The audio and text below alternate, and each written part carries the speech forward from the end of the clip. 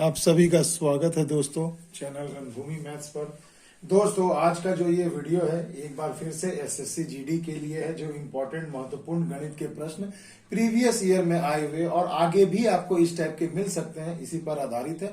तो चलिए आज का वीडियो शुरू करते हैं। देखिए दोस्तों, जैसा कि पहला क्वेश्चन आप स्क्रीन पर देख पा रहे हैं, इसमें कहा गया है कि 709 में वह कौन सी छोटी से छोटी संख्या जोड़ी जाए जिससे कि प्राप्त संख्या एक पूर्ण वर्ग हो। तो देखिए दोस्तों, जैसा कि आप प्रश्न देख पा रहे हैं, तो 709 आपको जब दिया गया है तो अब आप सिर्फ इतना सा बात एक सोच कर रखिए दिमाग में अपने कि जब हमें 709 दिया गया है और यहाँ आपको चार ऑप्शन दिख रहे होंगे 8, 12, 20 और 32 कि क्या जोड़ा जाए तो एक पूर्ण वर्ग संख्या हो। तो सबसे पहले आप सिंपल सी चीज है ये सोचिए कि 709 के करीब जो होती है एक परफेक्ट स्क्वायर, वो कौन सी होती है। तो जनरली 30 तक तो हमें याद ही होता है। तो देखिए हमें पता है कि 27 का स्क्वायर 729 होगा, जो कि इसके सबसे नियरेस्ट है। तो देखिए यानी 709 में आपको क्या जोड़ना है। तो देखिए हम कहेंगे सर कि भैया 20 जोड़ दो, देखो 729 हमें मिल जाएगा। इसका मतलब क्या हो गया दोस्तों कि यानी ऑप्शन नंबर आपका जो है सी आपका सही जवाब होगा, यानी 3 नंबर ऑप्शन की हमें 20 जोड़ना होगा। आगे बात समझ में। तो ऐसा प्रश्न एक रहता है बच्चों परीक्षा में, इसके लिए बिल्कुल अपने आप को तैयार रखना। अब देखिए दोस्तों, अगला जो प्रश्न है आपके स्क्रीन पर है। देखिए इसमें कहा गया है कि 3 आदमी एक स्थान से एक साथ चलते हैं और उनके कदम 63, 70 और 77 सेंटीमीटर के न्यूनतम कितनी दूरी सेंटीमीटर के हैं। तो न्यूनतम कितनी दूरी तय की जानी चाहिए कि सभी उस दूरी को पूरे कदमों में माप सके। एक ऐसा लौसा मौसम पर आधारित प्रश्न जरूर पूछता है। तो देखिए दोस्तों, सिंपल सी चीज है कि एक आदमी का कदम है 63 सेंटीमीटर और अगले का है 70 सेंटीमीटर और तीसरे आदमी का है 77 सेंटीमीटर। तो ये तो हो गई सबके अपने अपने कदमों की संख्या की। एक कदम में ये पहला बंदा 63 चल रहा है, दूसरा 70 है और तीसरा 77। तो वह न्यूनतम दूरी आपसे पूछी जा रही है कि वो न्यूनतम दूरी क्या होगी जिसको 63 सेंटीमीटर वाला कदम वाला आदमी भी चले तो पूर्ण संख्या में चल ले। यानी कि मान लो 10 कदम चल रहा है तो 630 मीटर, तो 70 भी उसे कर सके और 77 वाले कदम वाला भी जो व्यक्ति है वो भी इस दूरी को तय कर सके। तो याद रखिएगा, पूर्ण संख्या लेना है तो हमेशा याद रखिएगा आपको इसमें क्या निकालना है, लॉसो निकाल देना है। क्षमा करें, क्या निकाल देना है, लॉसो निकाल देना है। यानी केवल आप 63, 70 और 77 का लॉसो ज्ञात कर लेंगे तो वही आपके प्रश्न का सही जवाब हो जाएगा। और उसी संख्या को क्या है, ये तीनों के तीनों अलग अलग कदम वाले जो बंदे हैं वो इसको पूर्ण संख्या में माप सकते हैं। तो इसका अगर आप लॉसो लेंगे दोस्तों तो देखिए 6930 सेंटीमीटर आ जाएगा। लॉसो मैंने आप लोगों को बेसिक वीडियो में भी बताया कैसे निकालना है, तो उसे आप निकाल लीजिएगा। आगे बात समझ में। तो सिंपल इसका लॉसो ले लेंगे और इसका 6930 सेंटीमीटर इसका आंसर हो जाएगा। अब देखिए बच्चों, अगला प्रश्न भी देखिए इसी पर आधारित था। देखिए कहा गया कि 6 घंटे हैं और क्रमशः वे 2, 4, 6, 8, 10 और 12 सेकंड के अंतराल पर एक साथ बजना शुरू करते हैं। तो 30 मिनट में एक साथ वे कितनी बार बजेंगे। तो सबसे पहले देखिए मेरे बच्चों, आपको दिया गया है जो संख्याएं दी गई हैं, 2 दिया है, 4 दिया है, 6 दिया है, 8 दिया है, 10 दिया है और 12 सेकंड। टोटल 6 घंटे हैं। ये 2 सेकंड के बाद बजता है, दूसरा घंटा 4 सेकंड के बाद, तीसरा 6 सेकंड के बाद, चौथा 8 सेकंड के बाद, पांचवा 10 सेकंड के बाद और छठा 12 सेकंड के बाद एक बार बजता है। तो कहा जा रहा है कि 30 सेकंड में ये सभी घंटे कुल कितनी बार एक साथ बजेंगे। तो कुछ नहीं करना, अगर आप इसका एलसीएम लेंगे तो आपको अगर इसका एलसीएम लेना है बच्चों, तो देखो जैसे अपन बेसिक तरीका जो है ऐसे कटाते हैं ना, मगर मैंने इसका एडवांस तरीका भी आपको बता रखा है कि एडवांस तरीका में कैसे है, जो मिलेगा उसे भी लिखना और जो नहीं मिलेगा उसे भी लिखना है। तो टोटल इसका आ जाएगा लॉसो कितना मेरे भाई, 120 सेकंड। तो चलिए मैं अब इतना कर दिया हूं तो इसे भी मैं आपको दिखाई देता हूं। 2 दूनी 4, 5, 2 3 6, फिर देखो 3 3 है तो 3 से ये एक बार में पूरा चला जाएगा। ये 2 हो गया, ये 5 हो गया, ये 1 हो गया। अब अगर आप मल्टीप्लाई करोगे तो 5 दूनी 10, 10 तिया 30, 30 दूना 60, 60 दूना 120। यानी कि भाई साहब ये जो जितना भी घंटियां हैं जितनी भी, ये टोटल कितने देर के बाद एक साथ बजेंगी, हर 120 सेकंड के बाद बजेगी। तो पूछा गया कि 30 मिनट में कुल कितने बार ये लोग एक साथ बजेंगी। तो सिंपल सी चीज है भाई, याद रखना एक चीज कि जब 120 सेकंड, तो 120 सेकंड का मतलब क्या होता है भैया, 2 मिनट। यानी हर 2 मिनट पे ये घंटियां क्या है, 6 की 6 एक साथ बजेंगी। यानी कि मेरे भाई आपको समझ जाना है कि जब 30 मिनट की बात की जा रही है तो 30 मिनट में ये लोग कितनी बार एक साथ बजेगी, तो हर 2 मिनट में एक साथ बज रही है, तो 2 से डिवाइड कर दीजिए। ठीक है, 2 मिनट से इसे डिवाइड कर दीजिए तो आ जाएगा 15 बार। और याद रखना जब 30 मिनट काउंट करना आप शुरू करोगे तो शुरू में तो 6 की 6 घंटियां एक साथ बजेंगी, उसके बाद ना 30 मिनट तक चेक करोगे, यानी एक हमेशा आपको इसमें ऐड कर देना है, यानी 15 और 1 16 बार। यानी कि आने वाले 30 मिनट में ये टोटल कितनी बार बजेंगी भाई साहब, तो टोटल ये बजेंगी 16 बार। क्लियर है दोस्तों? तो देखिए ऑप्शन नंबर ए इसका सही जवाब हो जाएगा। आ गई बात समझ में? तो देखिए इस प्रकार से प्रश्नों को सॉल्व किया जाता है भाई साहब। अगला सवाल देखिए दोस्तों, औसत से है, इसे भी अच्छे से समझ लीजिए। ऐसा एक प्रश्न आता है, एक मैच में कुल 5 खिलाड़ी हैं, पांचों के रनों की औसत संख्या है 49। तो याद रखिएगा मैंने एक तरीका बताया था बेसिक वीडियो में कि जब भी आपको औसत निकालना है ना मेरे भाई, तो याद रखना औसत निकालने का फॉर्मूला होता है number into average equal to total. तो कुल 5 खिलाड़ी है, संख्या 5 है, प्रत्येक का औसत है 49, तो टोटल कितना हो जाएगा, तो 250 में से 5 घटा दो यानी 245, यानी पांचों खिलाड़ियों ने कुल कितना रन बनाया, 245। अब कहा जा रहा है कि इनमें से 4 खिलाड़ियों की रन की संख्या आपको दे दी गई है, यानी एक खिलाड़ी ने बनाया है भाई साहब कितना 75, दूसरे खिलाड़ी ने बनाया है 30, तीसरे ने बनाया है 62 और चौथे ने बनाया है 21। तो पांचवें खिलाड़ी ने कितना रन बनाया है, तो चलिए इन सबको पहले जोड़ देते हैं। 5 2 7 और 1 8 हो गया, 6 2 8 3 11, 11 और 7 18। यानी भाई साहब 4 खिलाड़ियों ने कुल कितने रन बनाए हैं, तो 188 रन बनाए हैं। तो भैया अगर मैं इसको माइनस कर दूं तो 5 में से 4 गया 1, वही पांचवा खिलाड़ी यानी एक खिलाड़ी कितना रन बनाएगा, तो इसे माइनस कर दीजिए तो कितना हो जाएगा 12 और 45 कितना हो जाएगा 57। तो देखो कितना आ जाएगा 57 रन। तो देखिए मेरे भाई ऑप्शन नंबर सी में आपको दिख रहा होगा 57 रन। तो देखिए ये एक बिल्कुल बेसिक सा था और ऐसे प्रश्न बिल्कुल आपको परीक्षा में मिलेंगे दोस्तों। इसमें कोई असमंजस की बात नहीं है कि इतना इजी क्वेश्चन नहीं आएगा, इसकी कोई गारंटी नहीं है, बिल्कुल आएगा दोस्तों, ये आप जान के रखिए। इस चीज की गारंटी है कि इस प्रकार का एक प्रश्न आपको आएगा। और प्रीवियस ईयर का पेपर है दोस्तों, तो बिल्कुल ऐसे क्वेश्चन तो पूछे ही गए हैं। अब देखिए दोस्तों अगला जो प्रश्न है बहुत ही बेहतरीन है। देखिए कहा गया कि एक मेज के मूल्य में प्रत्येक वर्ष 20% की कमी हो रही है, ह्रास हो रही है। यदि 2 वर्ष बाद मेज का दाम 32,000 रुपए है तो बताओ मेज का वर्तमान मूल्य रुपए में क्या था। मेज का मूल्य 2 वर्ष के बाद यदि उसका मूल्य हो जाएगा 32,000 तो वर्तमान यानी प्रेजेंट में क्या। तो मैंने इस पर बहुत ही बेसिक सा वीडियो भी बताया था और ट्रिक भी बताया था कि मान लो अगर किसी चीज का दाम 100 रुपया, तो हर साल अगर उसका दाम 20% कम हो रहा है तो पहले साल यानी कि फर्स्ट ईयर में उसका दाम कितना हो जाएगा भाई, तो 20% घटा है तो यानी 80% ही रह जाएगा, 80 रुपए ही रह जाएंगे। फिर अब सेकेंड ईयर में फिर क्या होगा, इसके पहले वाले दाम का 20% घट जाएगा तो ये कितना हो जाएगा 80% हो जाएगा। तो 80% यानी 80 बटा में 100 आप कर सकते हो। तो सिंपल सी चीज है, मैं आपको एक सिंपल सा चीज बताता हूं। देखो 8 8 कितना हो गया 64, यानी मेरे भाई 64% ही ना रह गया वो एक्चुअल दाम का। ये 64% बराबर होगा 2 साल के बाद का दाम यानी 32,000 रुपए। तो आपसे पूछा जा रहा बताओ वर्तमान में उस वस्तु का मूल्य कितना है। तो वर्तमान में यानी कि अभी कितना है 100% घटने के पहले। तो देखो अब आप यहां से इसे सॉल्व कर सकते हो, तो ये हो जाएगा 32,000 इंटू 100 और बट्टा में आ जाएगा भाई साहब 64। तो ये देखो 5 बार में पूरी कट जाएगा, 5 चौके 20, 5 चौके 30, 2 32, 5 और डबल 0 और ये डबल 0 यानी कि 50,000। यानी कि भाई साहब वर्तमान में उस वस्तु का मूल्य कितना है, तो 50,000। तो देखिए भाई साहब ऑप्शन नंबर सी में आपको दिख रहा होगा। तो देखो इस तरीके से डिप्रिसिएशन यानी मूल्य अवमूल्यन पर भी आधारित आपको परीक्षा में प्रश्न बिल्कुल पूछे जा सकते हैं।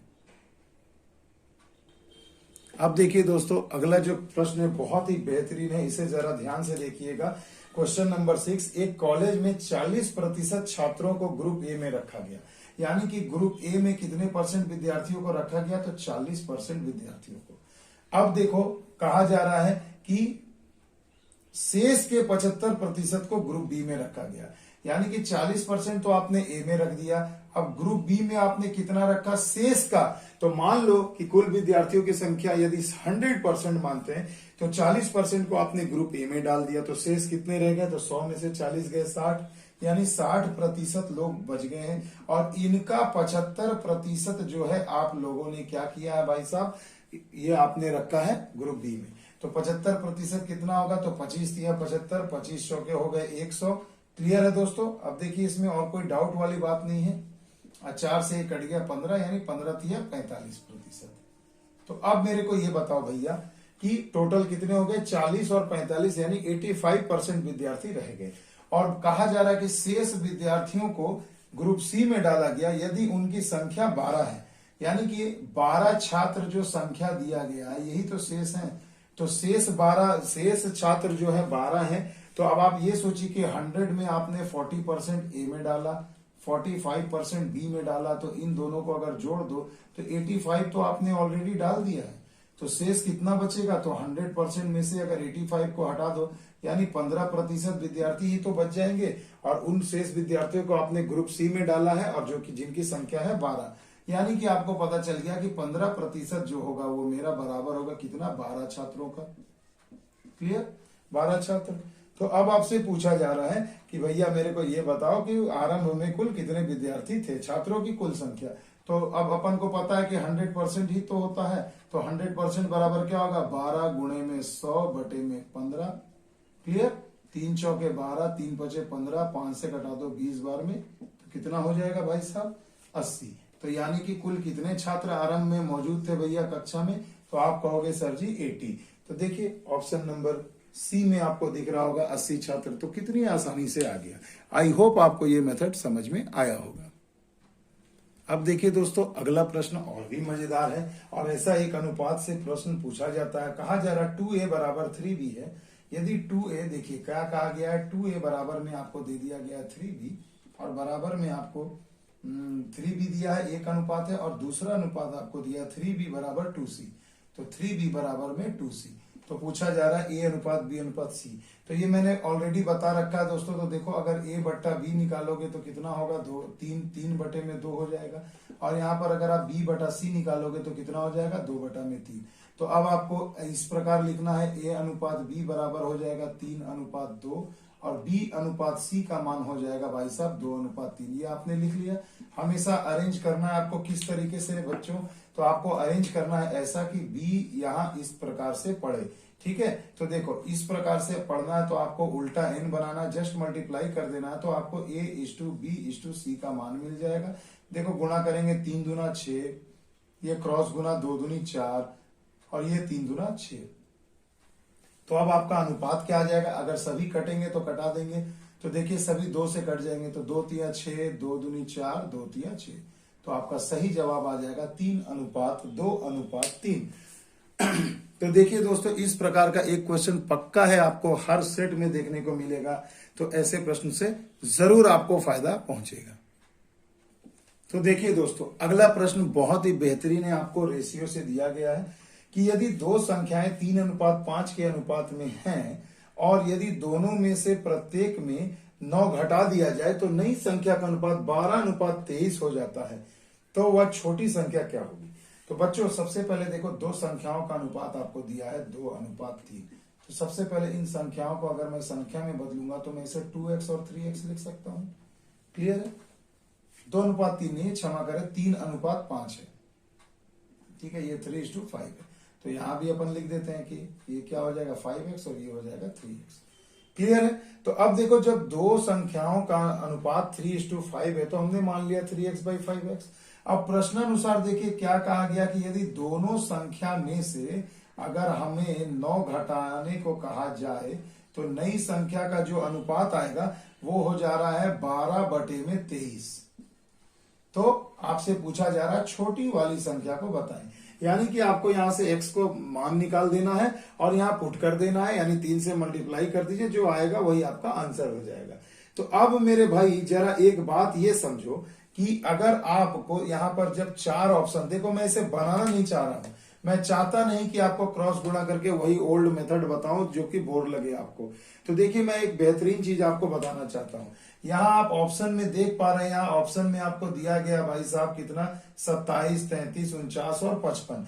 तो आपको पता होगा कि जब छोटी संख्या हमसे पूछी जा रही है यानी कि ये 3 गुणे में x होगा, छोटी वाली संख्या क्या होगी जी कुछ भी करके सॉल्व किया गया होगा तो 3x यानी x का जो मान होगा उसमें 3 से आपने गुणा किया होगा, तभी तो ये सारे ऑप्शन आपको दिख रहे होंगे। तो सबसे इजी सा एक मेथड है, आप क्या कर सकते हैं कि आप ऑप्शन में देखिए कि कौन सा ऑप्शन आपका ये 3 का मल्टीपल है, यानी 3 से कट रहा है। तो आप ऑप्शन नंबर 1 देख रहे हो 27 है और एक ऑप्शन है 33। बाकी दो ऑप्शन खलास हो गए क्योंकि ऑप्शन सी और डी 3 से नहीं कट रहा है। तो अब आप एक काम कर सकते हो यहां पर चेक करने के लिए कि या तो 27 आपका आंसर होगा या तो 33 होगा, है ना। तो हम क्या करते हैं, चलिए मेरे को मन को आ रहा है कि चलो मैं 33 लेकर चेक करता हूं। तो ये तो 3 से गुणा करके ना 33 आया होगा, यानी कि x का मान तब यहाँ 11 आया होगा। तो 11 यहाँ पुट करो और देखो कि ये अनुपात आ रहा है कि नहीं। तो 11 तिया 33, 33 में से 9 जाएगा तो कितना बच जाएगा 24। और यहाँ 11 अगर पुट कर दूं तो 11 पचे 55, 55 में से भाई साहब अगर 9 आप घटाओगे तो कितना हो जाएगा, तो कहोगे आप सर जी 46 हो जाएगा, है ना। तो इससे जरा घटाओ, 2 1 के 2, 2 दूनी 4, 2 दूनी 4, 2 तिया 6, देखो 12:23 आ रहा है। तो ऐसा कब आया, जब x का मान 11 यानी कि 33 लिया जा रहा है। टोटल यानी छोटी वाली संख्या क्या हो जाएगी 33, तो बड़ी वाली संख्या क्या हो जाएगी 55। आ गई बात समझ में। तो इस तरीके से थोड़ी बुद्धिमानी के साथ अगर आप प्रयोग करें दिन परीक्षा में तो 2-2 सेकंड में ये उतरते जाएगा भैया आंसर, और आपको पता भी नहीं चलेगा। तो आई होप आपको ये मेथड मेरा समझ में आया होगा। अगला प्रश्न देखिए दोस्तों, बहुत ही बेहतरीन है। कहा गया कि 22% की छूट के बाद एक वस्तु को 6,552 रुपए में बेचा जाता है, तो वस्तु का अंकित मूल्य बताएं। तो मेरे बच्चों एक सीधी सी बात समझो कि एमआरपी पर ही तो आप डिस्काउंट देते हो ना। तो डिस्काउंट अगर मान लो एमआरपी मान लो भाई कि अगर एमआरपी है 100, तो अगर आप डिस्काउंट दे रहे हो 22 रुपए का, तो सेलिंग प्राइस आपका कितना हो जाएगा, तो आप कहोगे सर जी 78। तो अगर मैं इसे परसेंट में रख दूं तो ये 78% हो गया सेलिंग प्राइस। तो यानी इसका मतलब है आपको 6,552 रुपया दिया गया कि इतने रुपए में बेचा गया।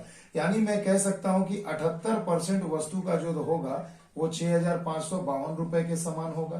तो पूछा जा रहा है एमआरपी कितना है, तो इसलिए 100% बराबर कितना होगा, तो 6,552 बट्टे में यहाँ लिख दो 100, यहाँ कर दो 78, सॉरी 78 यहाँ नीचे आ जाएगा, माफ कीजिएगा, यहाँ पर आ जाएगा 78 और यहाँ पे आ जाएगा 100।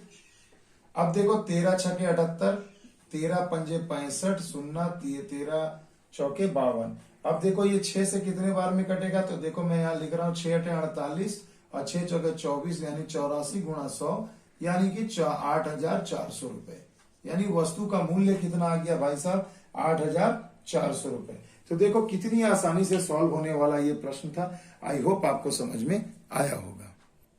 और जी हाँ दोस्तों, ऐसे प्रश्न आपको बिल्कुल इस बार भी एसएससी जीडी में जरूर देखने को मिलेगा।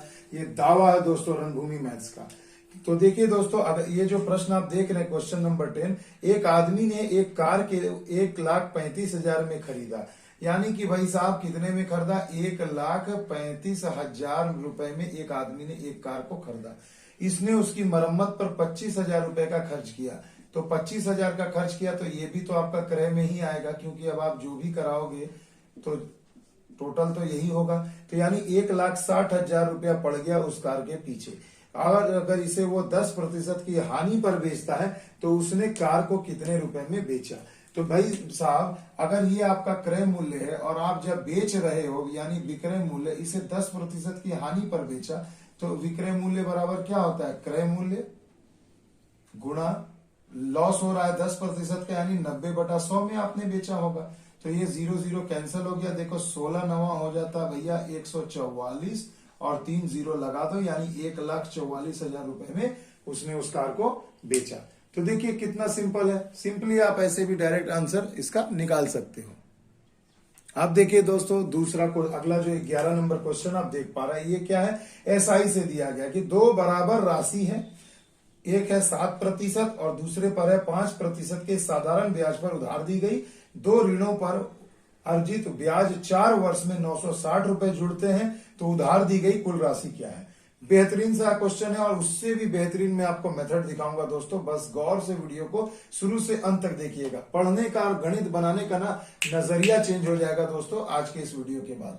तो देखो दोस्तों क्वेश्चन में दिया गया है कि मान लो पहला यहाँ पर आपको ब्याज का प्रतिशत दिया है 7%, और दूसरा ब्याज का प्रतिशत दिया दूसरे मूलधन पर 5%। दोनों की राशि बराबर है। तो 4 वर्ष में कुल आपको इसमें कितना ब्याज मिलेगा, तो आप कहोगे सर जी 28%। और इसमें भी 4 वर्ष के बाद हमें कुल कितना ब्याज मिलेगा, तो कहोगे सर जी 20%। अब दोनों ब्याज मिल करके 960 हुआ है, यानी कि आप कह सकते हो कि ये दोनों ब्याज का प्रतिशत जुड़ करके ही तो 960 रुपए मिल रहा है। तो हमें ये पता चल गया कि 28% और 20% यानी 48% जो हमें ब्याज के रूप में मिला वो बराबर है 960 रुपए का। इसलिए पूछा गया कि उधार दी गई राशि यानी कि 100% बराबर कितना होगा। तो आप लिख सकते हो 960 इंटू 100 डिवाइडेड बाई 48। देखो 48 दूना 96 और ये 20 यानी कि 2000 रुपए। यानी कि उधार दी गई धनराशि कितनी थी भाई साहब, तो 2000 रुपए थी। तो क्लियर है दोस्तों। तो देखो कितना बेहतरीन प्रतिशत का मैं इस्तेमाल करके एसआईसीआई का प्रश्न को आपको सॉल्व करके दिखा रहा हूं। आई होप आपको मजा जरूर आएगा। अब अगला प्रश्न देखिए दोस्तों, बेहतरीन क्वेश्चन है आपके स्क्रीन पर। देखिए कहा गया कि P की क्षमता Q की क्षमता से 4 गुनी है। यानी दो बंदे हैं, एक है P और एक है Q। इनकी क्षमता यानी इफिशियंसी कहा जा रहा है कि P की क्षमता Q के 4 गुनी है। अगर एक क्षमता है तो P की क्षमता कितनी होगी, इसकी 4 गुनी यानी 4 हो जाएगी। तो इनकी इफिशियंसी यानी क्षमता का अनुपात हमें मिल गया। अब कहा जा रहा है कि P के द्वारा कार्य करने के लिए लिया गया समय Q के द्वारा लिए गए समय से 45 दिन कम है। तो दिन का अगर मैं अनुपात निकालूं यानी डे का, तो ये क्या होता है भैया, एफिशिएंसी का उल्टा होता है, यानी ये पलट जाता है। तो ये 1 और ये 4, अगर मैं x इसमें लगा दूं तो मान लो कि P जो है कितना दिन ले रहा है P, तो आप कहोगे सर x दिन, और Q कितना दिन लेगा, इसमें चिपका दो x को तो 4x। अब देखो ये इससे कितना ज्यादा दिन ले रहा है, 45 दिन अधिक। और या तो उल्टी भाषा में आप कह सकते हो कि P Q से कितना दिन कम समय ले रहा है, 45। यानी आप सिंपल कहोगे सर जी 4x माइनस x बराबर हो जाएगा कितना, 45। तो 3x बराबर कितना आ गया, 45। आप x ना मान के आप अनुपात से भी बना सकते थे, कोई बड़ी बात नहीं है, बात एक ही है। तो x का मान आ गया 15। तो अब आपसे कहा जा रहा कि यदि ये दोनों मिलकर एक साथ कार्य को करें तो कुल कितने दिन में पूरा करेंगे।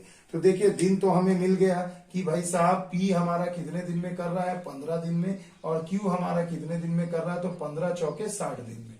अगर दोनों एक साथ काम करेंगे तो आप क्या कर दोगे भाई साहब, तो सिंपल आपको लिखना होगा 15 गुने 60 यानी दोनों का लॉस ऊपर और नीचे में इनका जोड़ यानी 60 और 15 75। तो देखो 15 पचे 75, 5 से चल गया 20 बार में, 5 से कट गया 12 बार में, ठीक है। तो ये देखो कितना आ गया यानी 12 डेज। यानी इन दोनों को मिल करके उस काम को करने में कुल कितना दिन लगेगा, तो 12 दिन लगेगा। आई होप आपको ये मेथड हमारा समझ में जरूर आया होगा। तो आइए दोस्तों चलते हैं अगले प्रश्न की ओर।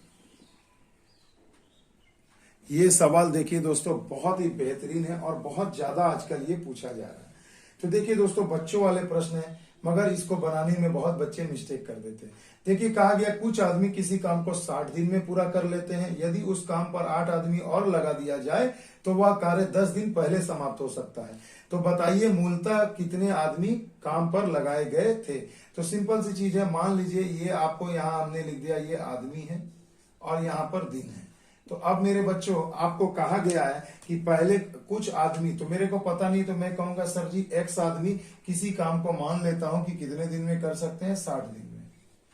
कुछ आदमी किसी काम को 60 दिन में पूरा कर लेते हैं, कर लिया। अब कहा जा रहा कि अगर 8 लोग हमने ज्यादा लगाए होते यानी x + 8 हो जाएगा और लगा दिया जाए तो यह कार्य 10 दिन पहले पूरा हो सकता है। यानी कि 60 में से 10 जाएगा तो कितना हो जाएगा, 50। तो 50 दिन में ये काम पूरा हो सकता है।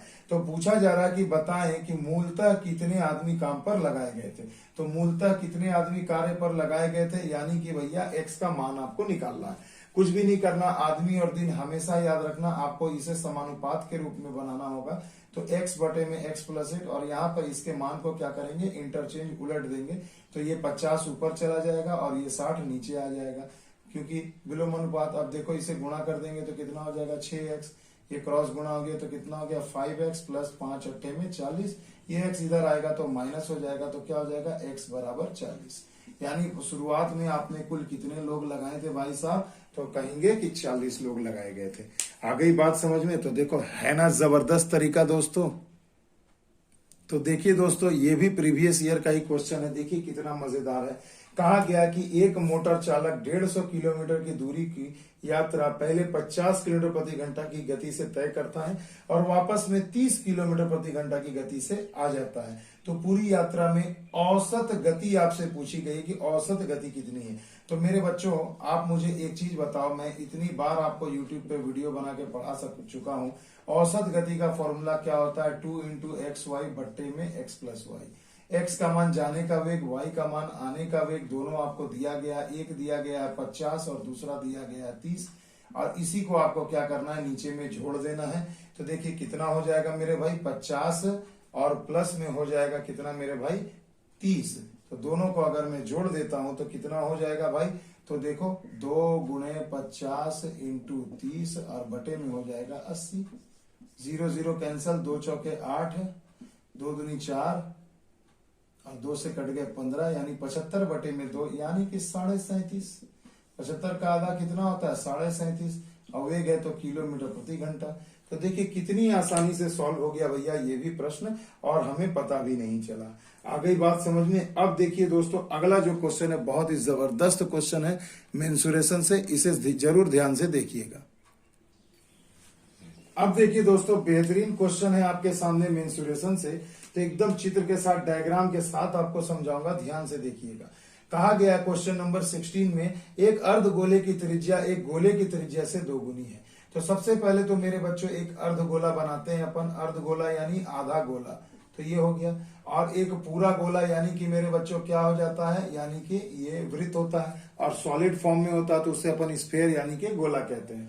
बट दिखने में तो हमें ये 2D फिगर में ये ऐसे ही दिखेगा, एक वृत्त की तरह। अब देखिए कहा गया कि इस वृत्त का जो अर्ध व्यास है वो इस अर्धवृत्त का जो अर्धव्यास है वो क्या है? पूर्ण स्फीयर यानी कि पूर्ण गोले के वृत्त का अर्धव्यास का 2 गुना है। यानी कि अगर मैं मान लेता हूं कि ये r है तो इसका अर्धव्यास कितना हो जाएगा? 2r हो जाएगा। आगे बात समझ में? ये अर्ध गोले का जो अर्धव्यास है वो पूर्ण गोले यानी स्फीयर के अर्धव्यास का 2 गुना है। ये वाला बंदा 2 गुना है इसका। तो पूछा जा रहा है कि इनके संपूर्ण पृष्ठ के क्षेत्रफल का अनुपात क्या होगा। तो मेरे बच्चों, ऐसे प्रश्न परीक्षा में बिल्कुल आपको मिलेंगे। तो सबसे पहले आइए अपन निकालते हैं कि एक पूर्ण गोले का संपूर्ण पृष्ठ का क्षेत्रफल क्या होता है। तो आप कहते हैं सर जी 4 पाई r स्क्वायर होता है। r स्क्वायर माने त्रिज्या। और एक अर्ध गोले के संपूर्ण पृष्ठ का, वक्र पृष्ठ का क्षेत्रफल क्या होता है? तो मैं कहूंगा सर जी इसका फॉर्मूला होता है 3 पाई r स्क्वायर। अब भाई अगर इसका अनुपात पूछा है तो बीच में अपन क्या करेंगे? अनुपात लगा देंगे। 3 पाई, यहाँ पर देखिए भाई साहब, ये पाई और ये पाई कैंसर, तो हो गया 3 गुणे। अब देखो ये r क्या है? ये वाला r जो है पहले वाले r का डबल है। तो अगर मैं इसको कैपिटल R कर दूं तो इससे क्या होगा? आपको समझने में सुविधा होगी कि भैया मेरे को पता है r बराबर क्या होगा? 2 इंटू स्मॉल r। तो इस r की जगह अगर मैं बड़े वाले स्फीयर का, पूर्ण स्फीयर गोले का अगर मैं अर्धव्यास बिठाऊं तो इसे मैं कैपिटल R के जगह में 2r लिख सकता हूं, और ये 2r का क्या होगा? स्क्वायर होगा। और यहाँ पर अनुपात में आपका 4r स्क्वायर ही रहेगा। अब देखो 2 का स्क्वायर 4 और r का स्क्वायर r स्क्वायर, यानी ये दोनों भी पूरा पूरी कट जाएगा। तो अनुपात के रूप में आपके पास क्या बचेंगे? 3 अनुपात में 1। तो देखिए यही हो जाएगा एक अर्ध गोले और एक पूर्ण गोले के वक्र पृष्ठ के क्षेत्रफल का अनुपात, यदि अर्ध गोले का जो अर्धव्यास है वो पूर्ण गोले के अर्धव्यास का 2 गुना होगा। ठीक है दोस्तों, तो देखिए कितनी आसानी से क्वेश्चन सॉल्व होते जा रहे हैं, और मुझे यकीन है बिल्कुल कि आपको ये बहुत अच्छे से समझ में भी आ रहा होगा। तो देखिए दोस्तों, ऐसे प्रश्न एग्जाम में आपको जरूर मिलेंगे। तो उम्मीद करता हूं कि आपको ये सभी समझ में आए होंगे। अब इसके बाद अगले पार्ट में मैं और भी प्रश्न लेकर आऊंगा, और अब हर दिन आपको वीडियो मिलेगा।